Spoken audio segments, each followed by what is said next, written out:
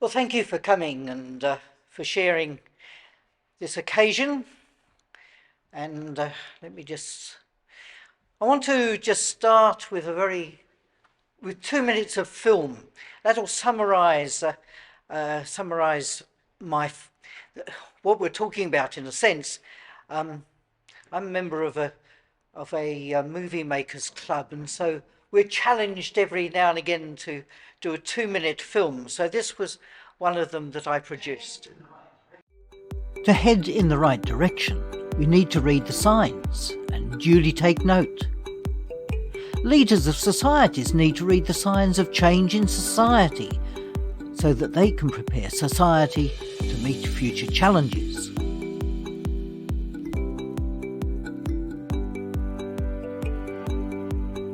At one level, we can see the changes around us. The new buildings rising into the air, the changing faces on the streets, and the languages they are using.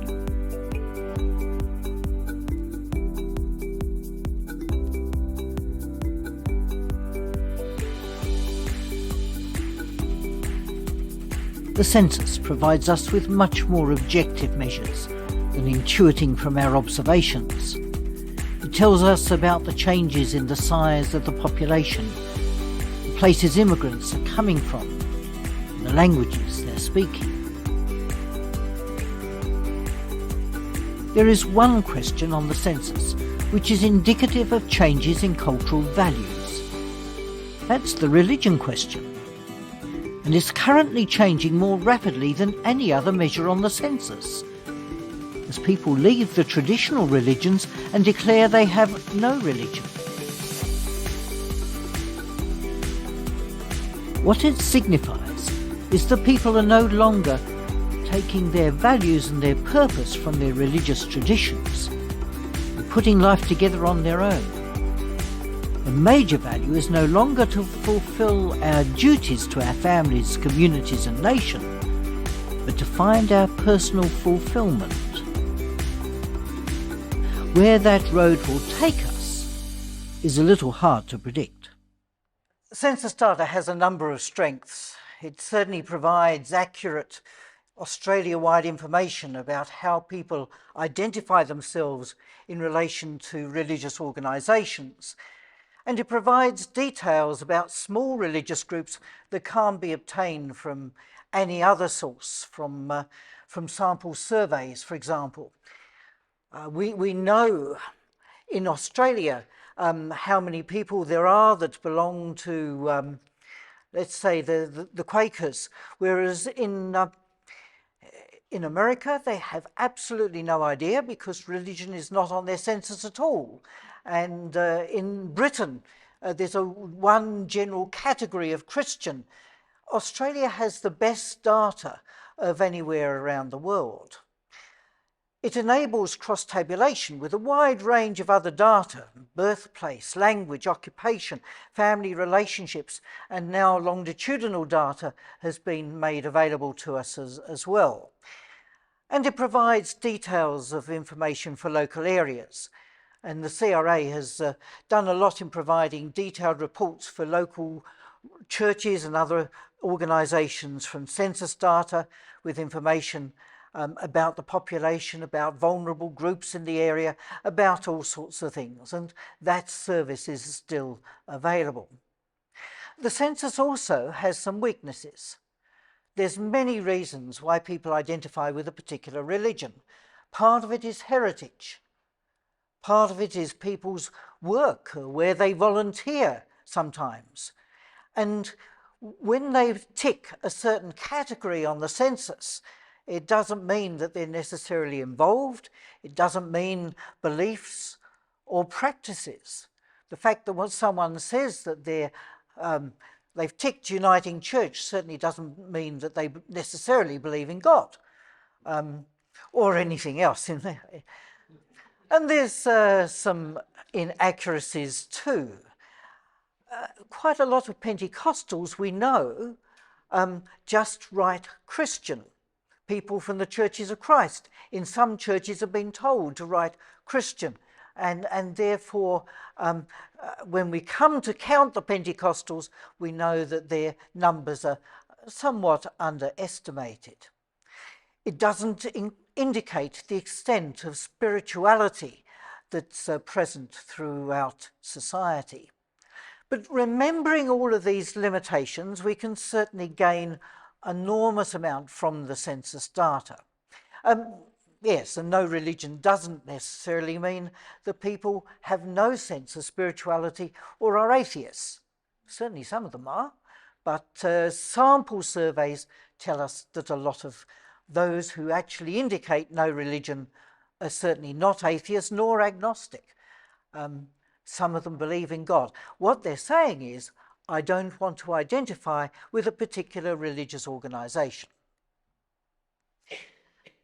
This is some of the data for Melbourne from 2011, 2021 numbers, and the change figures, the change columns is the one to look at in particular. And that should have come up with some indicators of the change there. Certainly you can see down, yes, here the Lutheran numbers went down by nearly 50% in 10 years in Melbourne. So there's been a huge decline in Lutheran numbers. Uniting Church by 39%, Anglicans by 37%, Presbyterian and Reformed by 36%. So huge decreases in those denominations. And then there's fewer, less decline, Churches of Christ, Catholics, Eastern Orthodox. And it looks as if the Pentecostals have grown, and they've certainly grown in terms of numbers. But when you look across here, their percentage in 2011, 0.9% of the population has dropped to 0.88%. What's happened there is the population grew by 22% in that period of time in Melbourne, and so the Pentecostals, even though they grew, hasn't matched the growth in population. Now, to a large extent, these sorts of figures reflect what's going on across Australia. In fact, overall, with Pentecostals, they've gone down by 2%. Catholics declined by 6% in Melbourne, but overall have declined by about a little bit more than that, slightly more than that. Baptists have also not grown in terms of population, but have grown as percentage of population, but have grown a little bit in numbers. The most remarkable growth, however, is right down the bottom here, in the Christian not further defined, grew by 82%, which is a huge growth. I've put into this column also those who are 30 to 39. Now, that's an indication of where things might be in the future. A lot of people don't change greatly from their 30s onwards.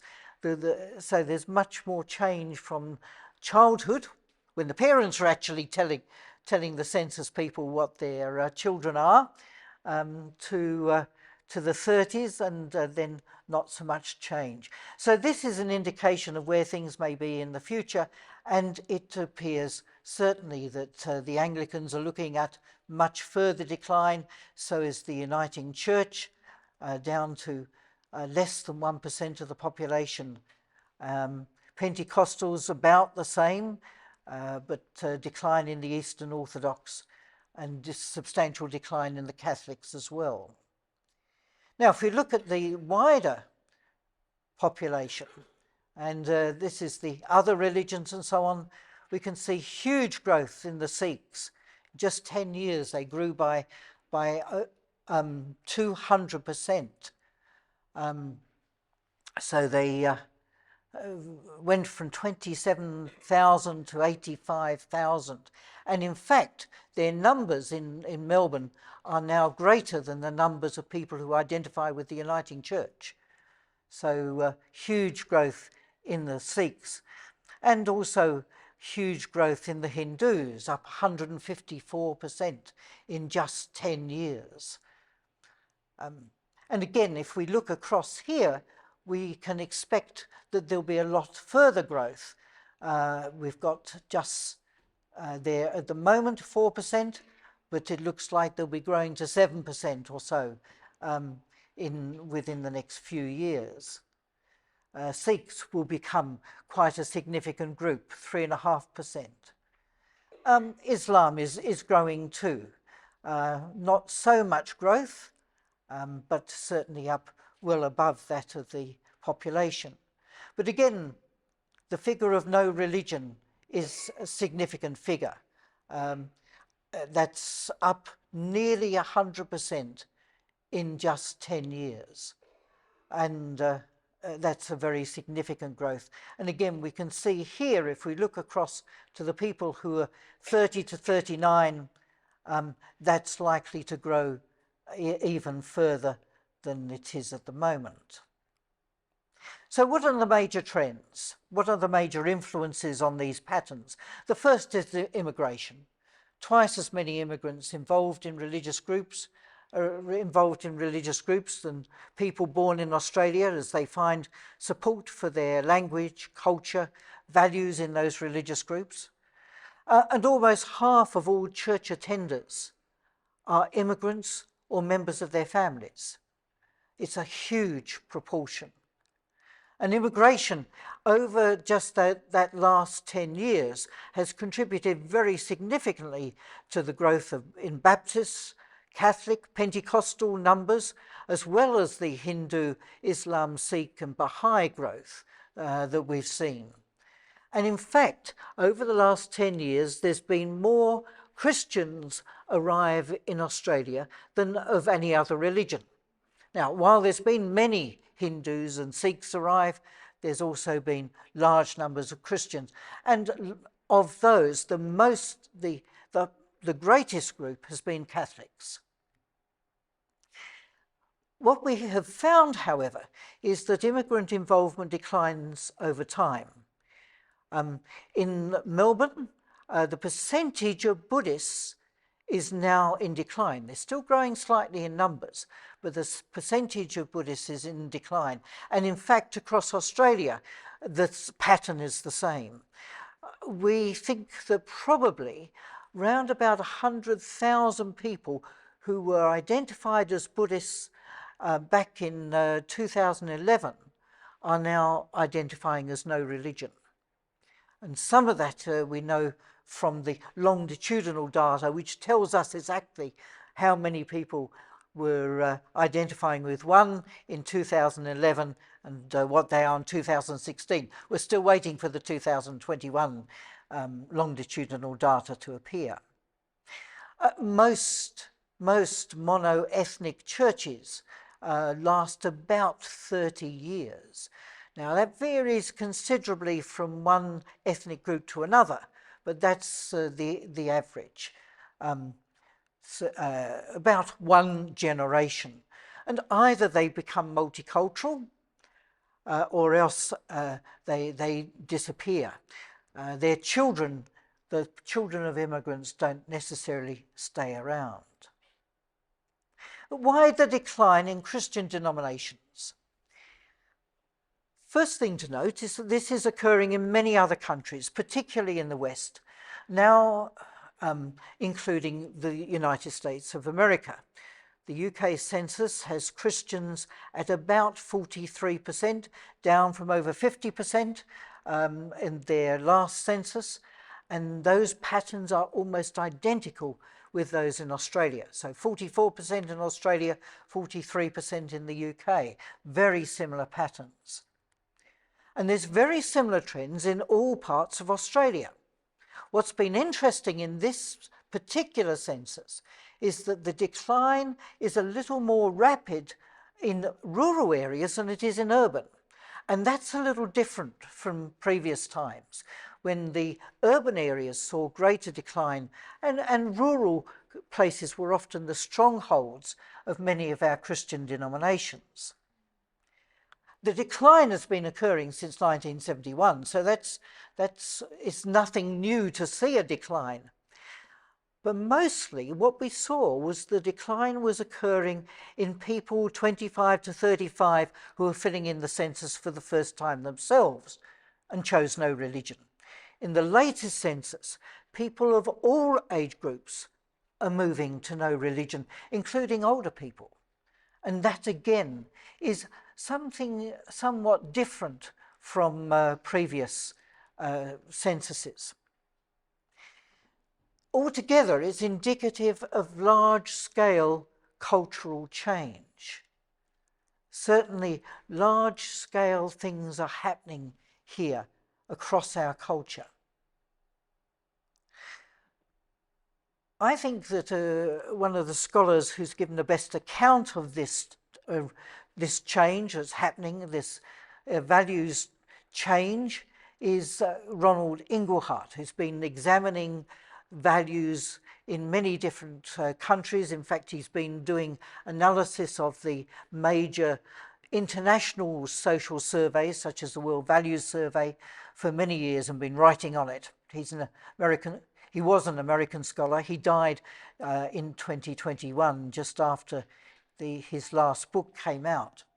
But he argues that the major function of religion over the centuries has been to support what he calls pro-family gendered values. And that's meant the condemnation of sexual expressions that didn't contribute to procreation, such as homosexuality. On the other hand, he argues that there's been change in societies from the 1960s, partly because of reliable birth control, low infant mortality, and also, he says, the introduction of welfare systems in which people feel that they're cared for. Part of it has been that in the past, people had to have children, a number of children, to ensure that there was continuity for their family, but also so there'd be children around to care for you when you got old. When there's a strong welfare system, that imperative of having children to care for you when you were old has not been nearly as important. This changed from pro-family values to an emphasis on personal fulfillment. And that's meant that women were not confined to childbearing and child raising, and men were not confined to provision for the family. But we could find in our own way our personal fulfillment. And that was found individualistically, not necessarily sort of as was being dictated to us by any particular organizations. Thus, the function of religion, he argues, in supporting pro-family values has become irrelevant to large numbers of people. And indeed, some have seen it as a hindrance to personal fulfillment. And so people have moved out of religious faith. Indeed, in Australia, we can certainly say that we've seen in other surveys that there's been increased anger towards religion, with its opposition to same-sex relationships, and of course the child abuse and the cover-up of those. And certainly the 2018 Australian Survey of Social Attitudes indicated that the major issue for people was the church's misuse of power. Some have not moved out, and certainly that's partly why immigrants make up a large proportion of those attending religious groups. They still value those pro-family values. Some Westerners have not moved out of religion because they find security within those values, including some women who feel that family is most important in life, and some men who are keen on the headship doctrine. There's increasing sense of, however, among some of those people of being culturally isolated. And I think that even increases the sense of belonging. And so we've seen that most of the evangelical and charismatic groups are declining slowly, and in some cases even some small growth. Certainly that's true amongst the Baptists and the Churches of Christ and the Jehovah's Witnesses, Pentecostals, Presbyterians, the Seventh-day Adventists. And in most of those groups, there's still relatively strong protection for those pro-family values.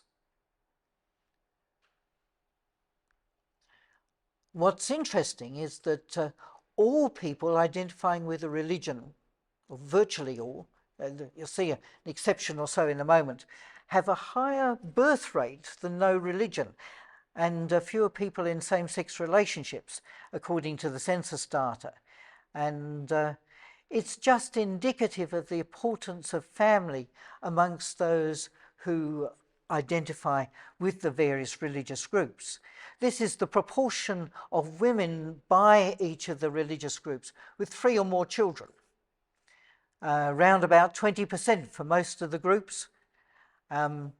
Interesting that it's slightly less amongst the Catholics these days. Certainly less amongst the Buddhists and amongst the Hindus.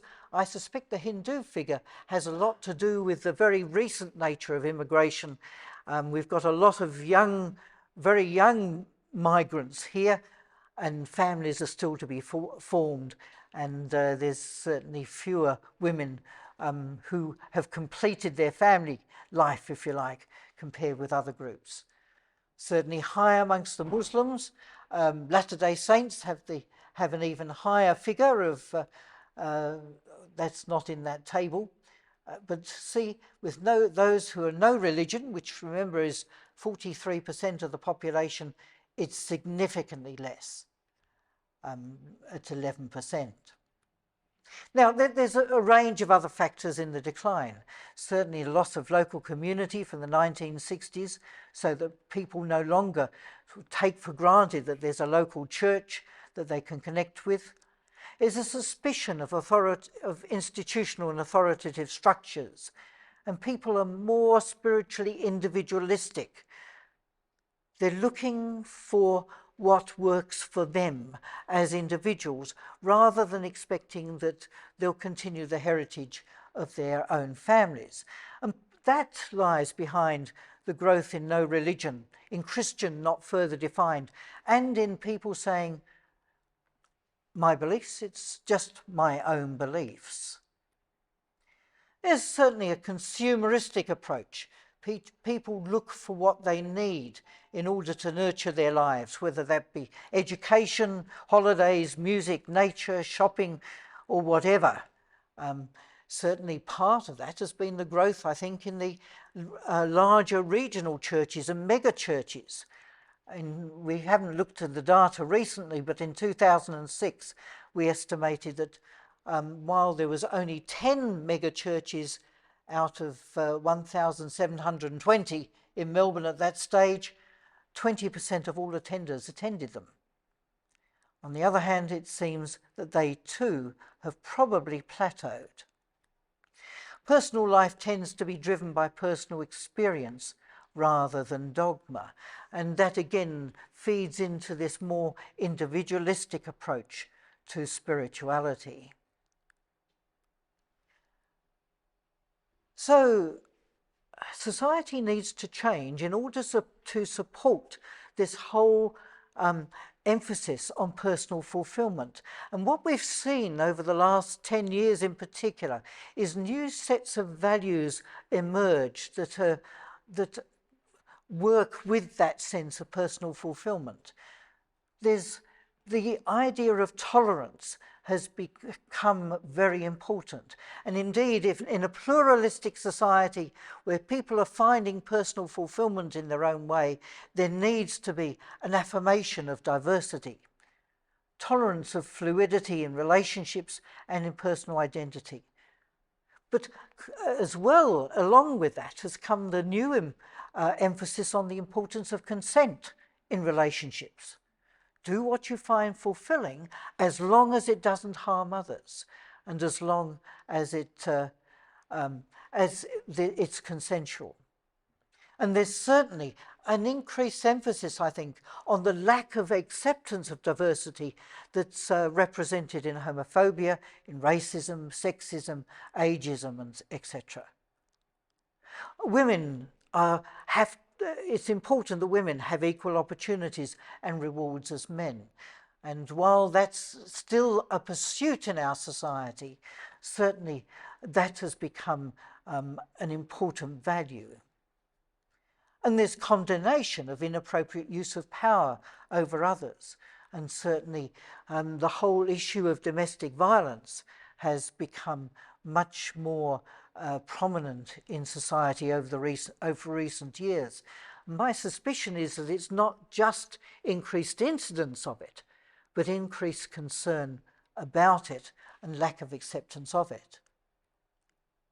So we've seen this develop from the 70s. First of all, there was easier divorce to allow people to find fulfillment in relationships, easier abortion to allow women greater control over their lives, and then 2016, of course, the plebiscite on same-sex marriage to allow people to form their own relationships. People in society have seen these new values as opposed to the church Christian values as they've understood them. They've seen this tolerance as opposed to authoritarianism, that the diversity over against the identification of there being one way. They've seen it in terms of freedom versus control sometimes, and vulnerability versus the exercise of power. But this all leads to the question of where people are finding meaning and belonging today. Certainly, while the churches have been seen as having an important role in relationship to these values, the religious faith is not just about that. It's also about broader things. It's about the sense of meaning. And most of us need groups and relationships where we can discuss our sense of meaning. Some people find it in festivals and large events. We find it through connections, through social media. But the question is, are some sources of meaning more effective in providing meaning and support than others? Do we need different sources of meaning at different points in our lives? And what will churches need to do to contribute to meaning making for the contemporary population? Seems to me that the census figures indicate the cultural change. How we respond then to that cultural change is the issue.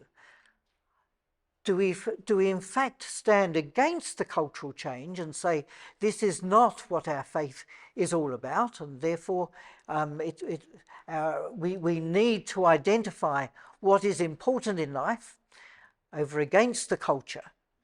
Or do we say that there are some things, at least within the culture, that are acceptable to us, that do fit in with our religion? Where do we make compromises, and where, in fact, do we stand over against the culture?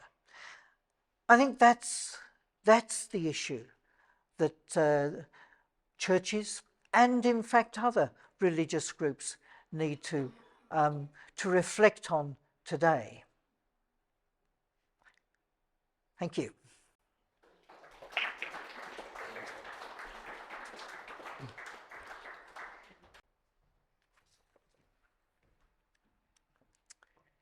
Thank you, Philip, for the invitation to respond to your excellent book. And thanks to the Christian Research Association for hosting this event, held at the University of Divinity. In this response, I'm not going to provide a critical analysis of your critical analysis of the 2021 census data concerning the religion question. There are people much more qualified and able than me to provide that. What I'd like to offer are some reflections concerning our response. It is wonderful to have guests here tonight who are from different religions, and I hope that as a predominantly Christian audience, we provide good hospitality and friendship. It's a testimony to Philip's decades of both research and life in church and culture that he has forged these interfaith connections and friendships. Tonight, I want to firstly talk directly to Philip, the author of the book being launched, about some aspects I appreciated about his book, then offer some reflection I've had after reading his book about how we might discern what's happening in Australia in terms of religion and spirituality in the larger context of religions in Australia in general and spiritualities. And lastly, I specifically address those gathered here tonight who identify as Christian, followers of Christ, whatever flavour or denomination. So firstly, Philip. Here are some of the aspects that stand out to me in your book that I really value. Your gifts of research and analysis, particularly your meticulous attention to detail. Your ongoing alertness to the limitations of the census data taken by itself, thus the need to supplement these census results with other survey data, such as research done by the National Church Life Survey and other NCLS surveys. And perhaps most importantly, your awareness of the complexity of what religious identity actually is. This is an underlying, recurring theme echoing throughout your book. I also appreciate your discussion about how, in the words of one of your headings, you have census statistics show cultural change sweeping Australia. Your book helps us begin to understand some aspects of this cultural change and its effect on Australian religious identity. But perhaps the aspect I most enjoyed, Philip, was your provision of a potted history to help us see more regarding the big picture of Australian religious identity. This includes specific information concerning Aboriginal and Torres Strait Islander populations and religion, a short history of the 8 major religions in the census that are populations over 10,000, and I think it's the 13 largest Christian denominations or movements, plus, of course, spirituality-owned spiritual beliefs, no religion, and then other religious groups. I hope I've included everything. History matters. It matters because it helps us to discern the big picture of what's happening. This discernment is vividly expressed by the Catholic religious philosopher Baron Friedrich von Hegel, who argued that history can help us gain spiritual discernment, helping us to become, quote, self-trained in the fruitful art and virtue of gathering roses amidst thorns, and of discerning jewel eyes in a toad's head. Great quote from the Baron. Complex, but he's talking about discernment. So Philip, thank you for your good work and for taking history seriously. So having established that I think Philip's book is great and well worth the read, I secondly want to specifically address those at this book launch tonight who are from different religions, Buddhist, Hindu and others, or different spiritualities, and also Christians of different flavours, and post some reflections about how all of us here tonight might try to discern and respond to Philip's book. So speaking in general terms, I want to remind us all here tonight, whatever our religion, that the Eternal One, Creator Spirit, is constantly at work in the world, bringing forth redemption, beauty from ashes, in the most unlikely and often very unexpected places. Spirit has not forgotten Australia, but is constantly at work, sometimes in perhaps less obvious and hidden places. But how might we discern where the Spirit is at work in our nation? I want to suggest that the loud, showy places that often distract us are not always where the biggest action is. Sometimes it's the fairly quiet grassroots voice that hasn't been heard, but is oppressed or poor, that is where the real action is. For example, if we think of the stain on our nation's history in the treatment of Aboriginal and Torres Strait Islander peoples, the fact that there's a discussion at the moment about the possibility of grassroots Indigenous Australians, both Aboriginals and Torres Strait Islanders, and a voice, indicates something is stirring and at work in our nation. Spirit is constantly active, setting things up, going before us, creating opportunities and connections. It's just that we're not very awake and we miss a lot of what is going on. None of us can see the full picture. Also, the fact that tonight's book launch, held by the Christian Research Association, has in attendance leaders from Buddhist, Hindu, and other spiritualities, is evidence of the Spirit who unites. Creator Spirit is for everyone. None of us have the monopoly.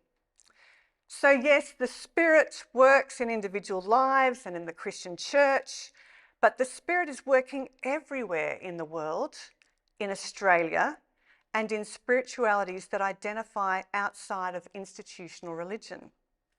Further, the fact that we have people here tonight from different branches of the Christian church in their unique denominations or movements is also a sign of unity, a work of the Spirit.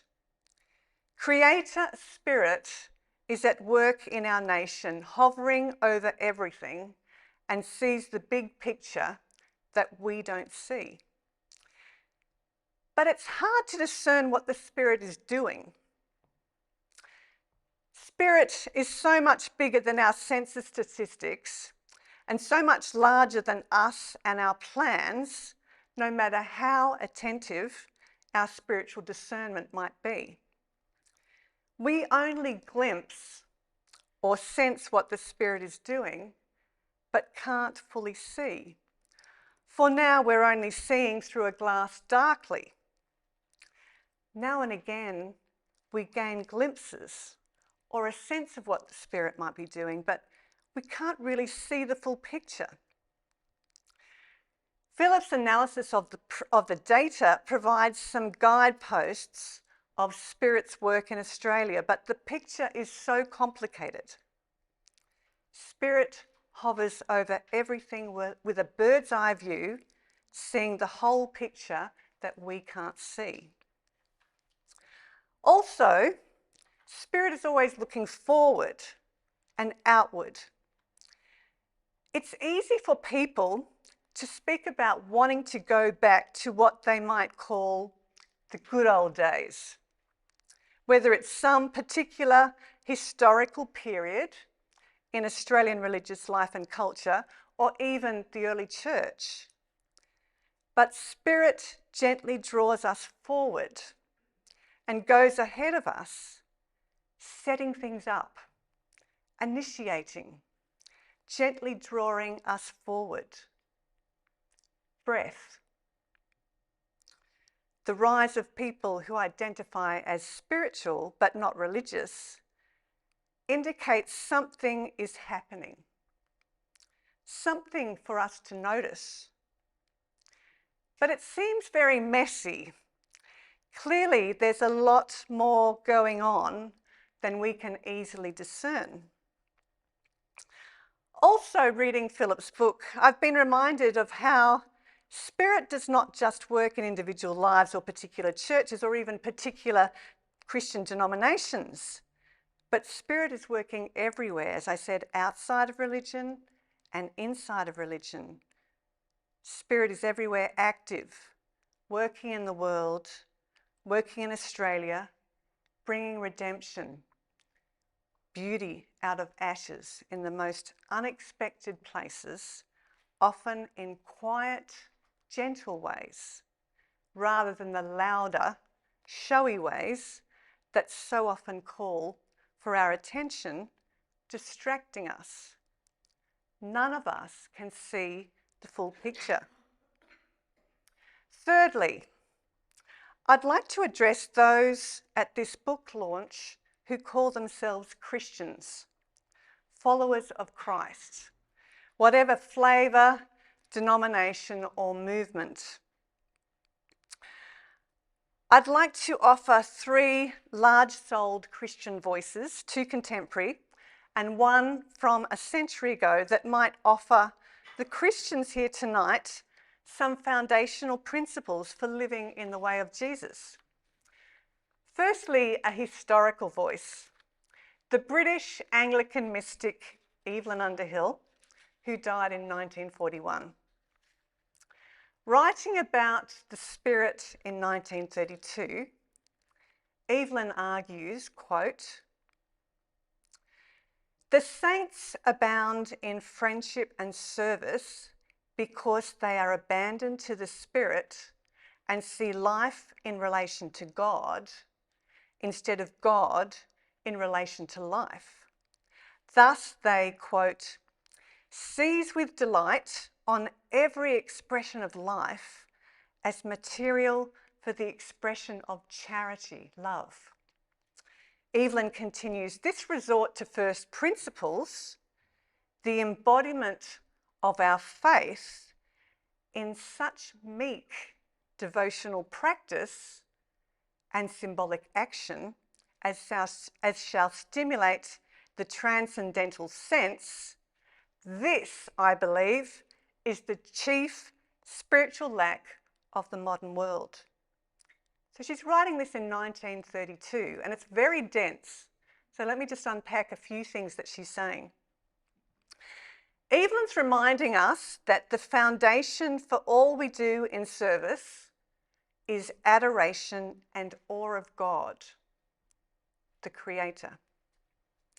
She reminds us that we have bodies and do well to engage in spiritual practices, both alone and in community. And Evelyn's reminding us of the sacramental, the Eucharist, Holy Communion, the Lord's Supper, whatever we want to call it.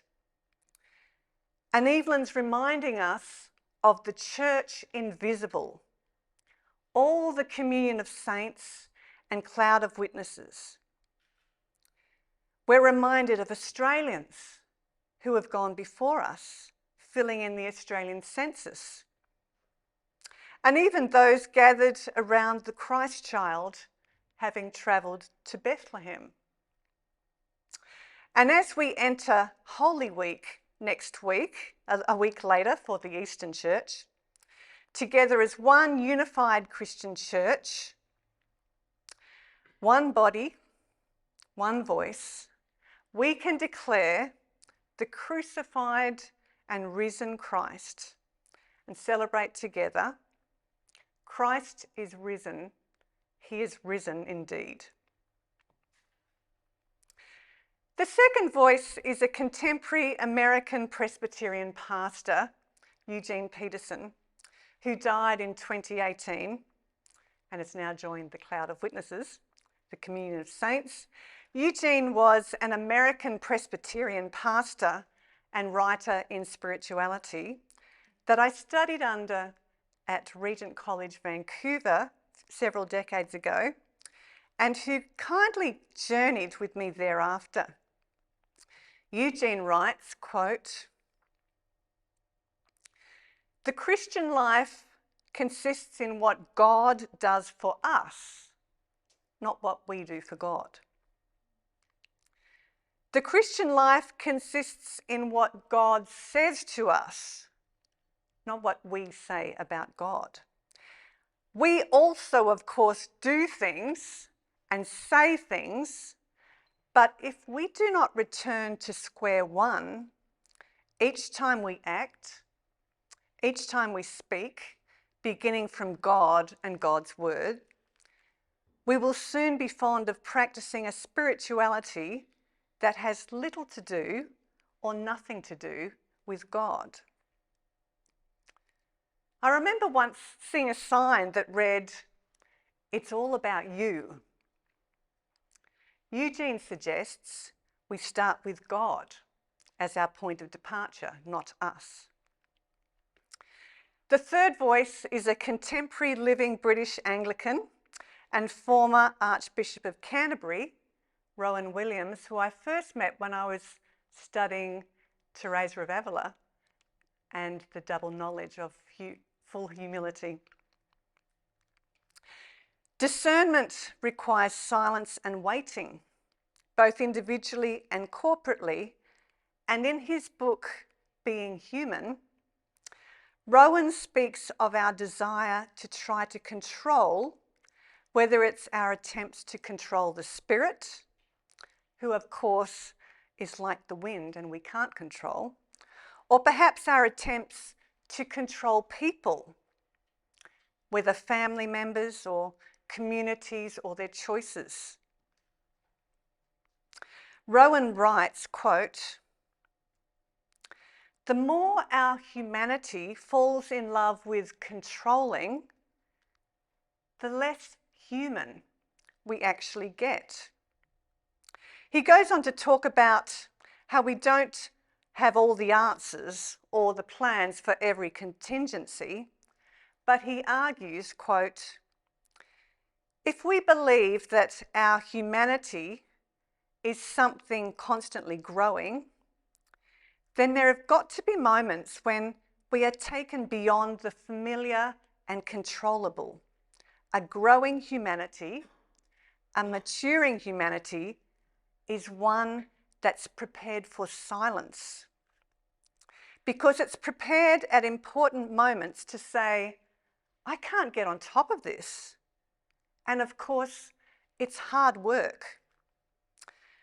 Rowan argues that, quote, "The bare prose of our humanity is by God turned into poetry by that constant urging to grow.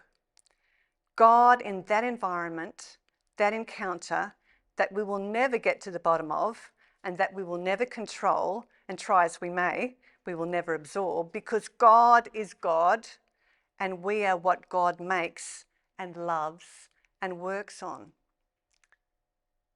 It's a dense quote, but it's very profound and is a reminder that trying to control others is dehumanizing. And it has relevance today as we try to navigate cultural change. It's also a reminder to us that the Spirit is not someone we control, no matter how we might try. Perhaps when we're fearful of change or uncertainties, our default is to try to control. We do well instead to stop, pause, and try to gently discern what's going on and the places where the Spirit is actively at work. Perhaps those places where grassroots voices are being listened to and heard, rather than religion and society simply going top down. Perhaps in these days of Lent, in penitence, we need to confess for the ways in which we have not loved our neighbour as ourselves. When asked, "Who is my neighbour?" Jesus tells the story of the Good Samaritan. A man travelling on the road from Jerusalem to Jericho is robbed, beaten, left for dead. A priest sees him, but averts his gaze, crossing to the other side of the road. The Levite does exactly the same. Then the Samaritan notices, stops, bandages his wounds, takes him on his donkey to an innkeeper, paying around the equivalent of 2 days' wages, so the innkeeper can provide shelter and care for him. The Samaritan then says he'll pay what's owed on his return. Generous, costly, sacrificial love. Jesus has a lot to say about money and greed.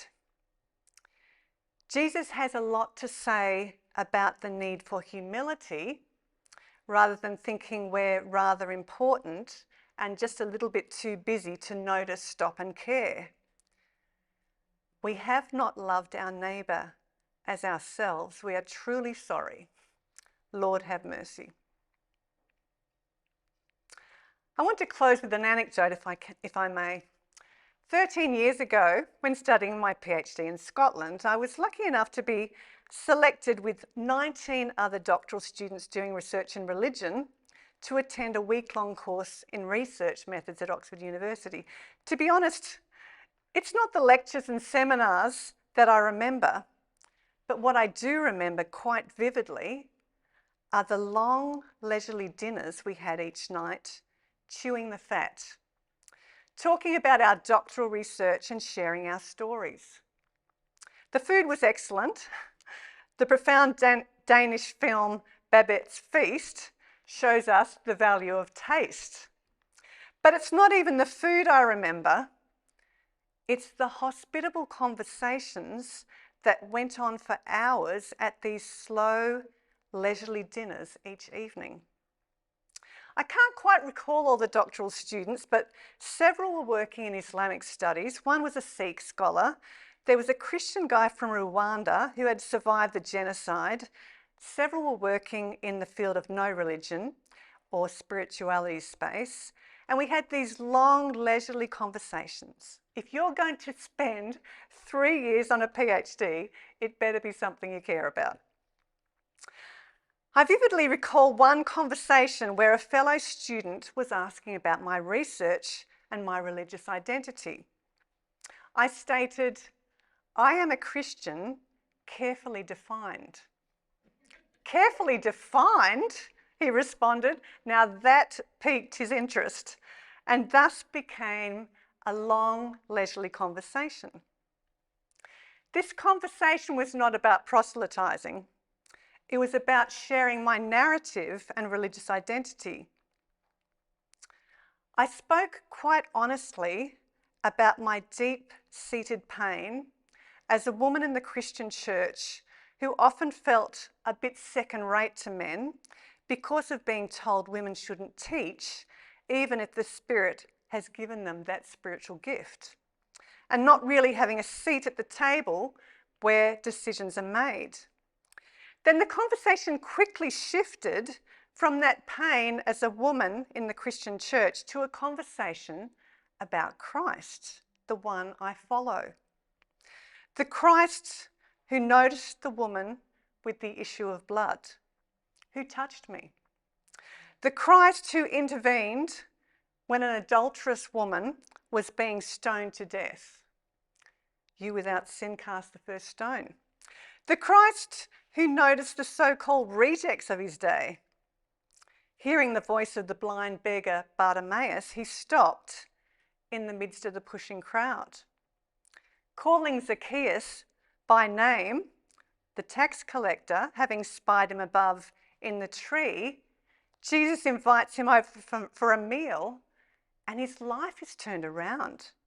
He repays the debts, going over and above, giving money to the poor. Costly generosity. I was able to openly and authentically explain why I had hung in there as a follower of Jesus when Christianity is sometimes viewed as a religion that is, quote, bad news for women. We only need to see recent discussion about toxic, broken understandings of so-called male headship and the impact of abuse on women, both in the church and in home lives, as an example.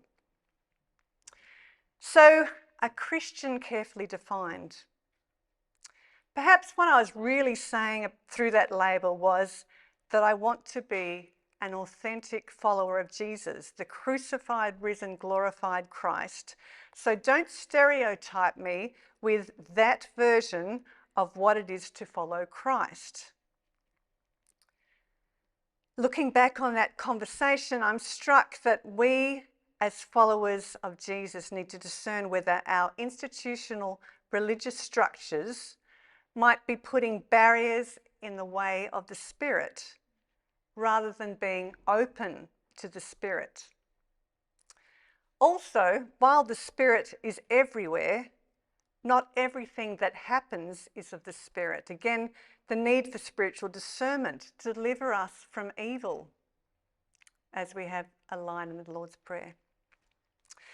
The memory of those dinners, talking, laughing, sharing, reminds me that a hospitable, welcoming space where we can listen, really listen, deeply listen to the narratives of others and their stories is a significant part of what it is to be light and salt in the world as followers of the risen Christ. Given next week is Holy Week for the western part of the church, one of the high points on the Christian calendar, I want to close with a Benedictine hymn from the Stanbrook Abbey hymnal. Spirit of God on the waste and the darkness, hovering in power as creation began, drawing forth beauty from clay and from chaos, breathing God's life in the nostrils of humanity. Come and sow life in the waste of our being.